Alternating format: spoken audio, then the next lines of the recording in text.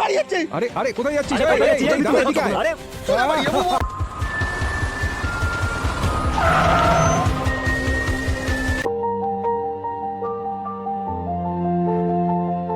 কি কাজ বলো?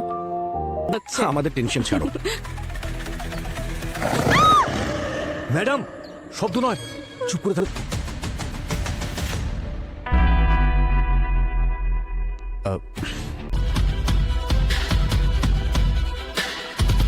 হ্যাঁ ডক্টর সারিকা, কিছু জানা গেল যেটা থেকে আমরা কেস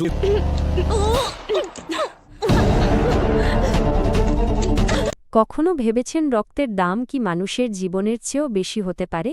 কিভাবে একটি বিরল রক্তের গ্রুপচা জীবন বাঁচানোর জন্য অপরিহার্যতা নিজেই মৃত্যুর কারণ হয়ে দাঁড়ায়? আর কিভাবে এক অভিভাবকের চরম নিঃস্বার্থতা তাকে এক ভয়াবহ অপরাধী হিসেবে চিহ্নিত করে? এই প্রশ্নগুলোই আমাদের নিয়ে যাবে এক গা শিউরে ওঠা রহস্যের গভীরে, যেখানে মানুষের লোভ আর অসহায়তা একাকার হয়ে তৈরি করে এক নির্মম আখ্যান।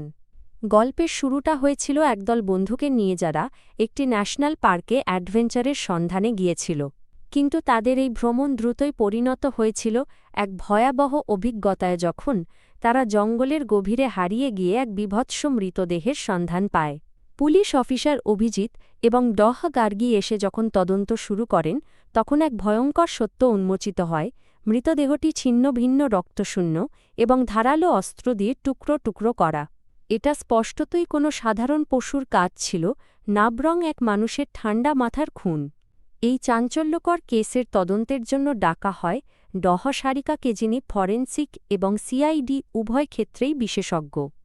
অভিজিৎ এবং এসিপি স্যার বুঝতে পারেন খুনির নাগাল পেতে সারিকার বুদ্ধিমত্তা অপরিহার্য।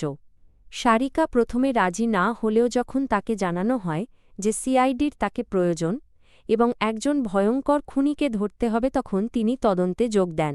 তদন্তের মোড় ঘুরে যায় যখন তারা জানতে পারে এটি কোনো সাধারণ খুন নয়, বরং চোরাচালানকারীদের কাজ হতে পারে, যারা জঙ্গলে কাঠ এবং পশুর চামড়া পাচার করে। তারা গ্রামবাসীদের ভয় দেখিয়ে বা টাকার লোভ দেখিয়ে নিজেদের অপরাধ ঢাকার চেষ্টা করে। এরপর তারা খুঁজে পায় ৩৫ বছর বয়সী এক খুন হওয়া ব্যক্তির লাশজার শরীর থেকে রক্ত বের করে নেওয়া হয়েছিল এবং ধারালো মেশিন দিয়ে কাটা হয়েছিল। একটি ৩১৫ বোরের রাইফেলের গুলিও উদ্ধার হয়। কিন্তু সবচেয়ে মর্মান্তিক সত্য হল, দুটি খুনের ঘটনা ঘটেছে এবং ডিএনএ রিপোর্ট অনুযায়ী মৃতদেহের অংশগুলো দুটি ভিন্ন মানুষের।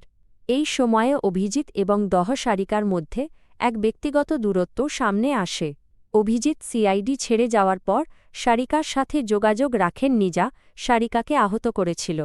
এদিকে দন্তকারী দল জানতে পারে চান্দু নামের এক সিমেন্ট ফ্যাক্টরির শ্রমিক ১ মাস ধরে নিখোঁজ। তার মালিক অমরজিতের সাথে তার ঝগড়া হয়েছিল, কিন্তু তার ঘর বন্ধ দেখে সন্দেহ ঘনীভূত হয়। জানা যায় চান্দু নকল মদের ব্যবসা করত এবং তার বিরল ব্লাড গ্রুপ ছিল বোম্বে ব্লাড গ্রুপ। এই বিরল রক্তের বাজার মূল্য অনেক। এরপর গল্পের সবচেয়ে লোমহর্ষক অংশটি উন্মোচিত হয়।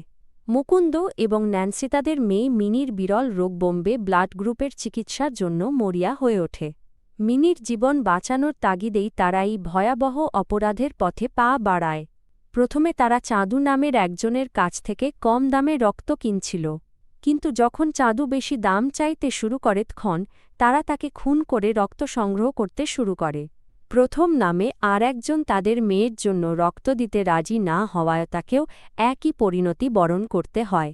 মুকুন্দ এবং ন্যান্সি দুটি মানুষকে অপহরণ করে, তাদের রক্ত বের করে এবং তারপর তাদের মৃতদেহ নদীর জঙ্গলে ফেলে দেয়, যাতে মনে হয় বন্য পশুরা তাদের খেয়েছে। অবশেষে ন্যান্সি এবং মিনি ফিরে আসে।